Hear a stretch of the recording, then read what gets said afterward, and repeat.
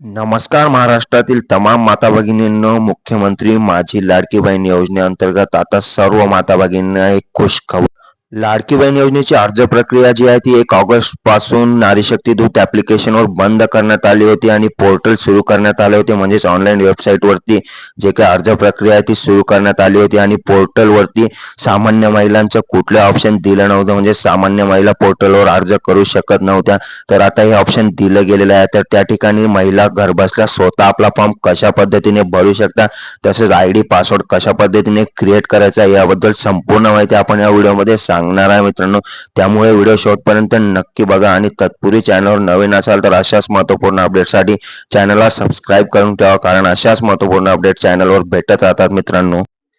यासाठी तुम्हाला सर्वात अगोदर तुमच्या गुगलवरती लाडकी बहीण महाराष्ट्र.gov.in अशा प्रकारचं सर्च करायचं आहे. म्हणजेच ही ऑफिशियल वेबसाईट आहे महाराष्ट्र शासनाची लाडकी बहीण संदर्भातील, आणि या वेबसाईटची मी लिंक डिस्क्रिप्शन बॉक्समध्ये सुद्धा दिलेली आहे. त्या ठिकाणी जाऊन तुम्ही लिंक ओपन करू शकता.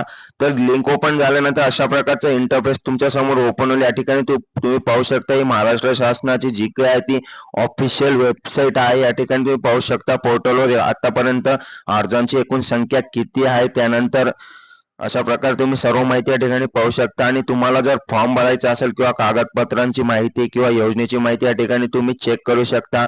तर तुम्हाला फॉर्म भरण्यासाठी सर्वात अगोदर अर्जदार लॉग इन या ठिकाणी क्लिक करायचा आहे राईट साईडला.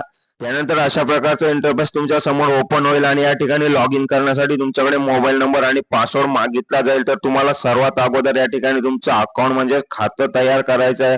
तर खाते तयार करा या ऑप्शनवर तुम्ही क्लिक करायचं आहे आणि या ठिकाणी तुम्ही तुमचं आधार कार्ड प्रमाणे नाव, मोबाईल नंबर तसेच पासवर्ड, पुन्हा एकदा पासवर्ड सेट करायचा आहे. पासवर्ड जो आहे तो 8 अंकांचा पाहिजे, म्हणजे त्यामध्ये एक कॅपिटल वर्ड पाहिजे. त्यानंतर @ अशा प्रकारचं तुम्ही काहीतरी ऍड करायचं आहे. त्यानंतर तुमचा जिल्हा, तालुका, गाव, महानगरपालिका आणि त्यानंतर सर्वात महत्त्वाचं म्हणजे ऑथोराइज पर्सन, म्हणजे तुम्ही कोण आहात फॉर्म भरण्यासाठी. सामान्य महिला का ग्रामसेवक, अंगणवाडी सेविका की वार्ड अधिकारी की सेतू की आशा सेविका, तसेच आपले सरकार केंद्र, तुम्ही कोणत्या प्रकारची महिला या ठिकाणी सिलेक्ट करायचे. या ठिकाणी जो सामान्य महिलेचा ऑप्शन दिसतोय, हा ऑप्शन जो काय तो अगोदर दिसत नव्हता, मागच्या आठवड्यात तो नव्हता, म्हणजे सामान्य महिला या ठिकाणी फॉर्म भरू शकत नव्हत्या. तर आता हा ऑप्शन आलेला आहे आणि सामान्य महिला म्हणजेच नॉर्मल महिला सुद्धा घरी बसल्या अत्यंत सोप्या पद्धतीने हा फॉर्म तुमच्या गुगलवरून भरू शकता. सामान्य महिलाचा ऑप्शन सिलेक्ट केल्यानंतर या ठिकाणी पाहू शकता तुम्ही हा कॅप्चा तुम्हाला जसाच्या तसा खाली फिल करायचा आहे आणि साइन अप या ठिकाणी तुम्ही क्लिक करायचं, म्हणजे तुमचं जे काही अकाउंट आहे ते या ठिकाणी क्रिएट होऊन जाईल, ओपन होऊन जाईल. आणि तुमचा जो काही मोबाईल नंबर आणि पासवर्ड आहे तो तुम्ही लक्षात ठेवायचा, कारण पुढे तो तुम्हाला लागणार आहे. त्यानंतर तुम्ही बॅक करायचं आहे. बॅक केल्यानंतर लॉग इनचा ऑप्शन तुमच्या समोर ओपन होईल. या ठिकाणी तुम्ही जो नंबर मागे अकाउंट क्रिएट करताना टाकला होता तो नंबर, तसेच जो पासवर्ड सेट केला होता तो पासवर्ड टाकायचा आणि हा कॅप्चा फिल करायचा आहे.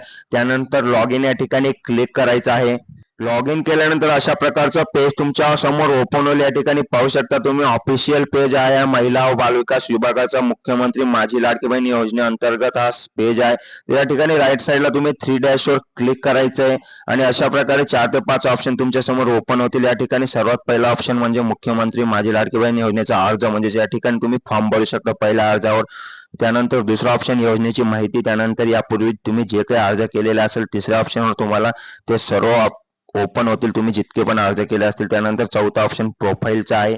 त्यानंतर तुम्हाला जर फॉर्म भरायचा असेल तर तुम्ही पहिला ऑप्शन अर्ज या ठिकाणी क्लिक करायचं आहे.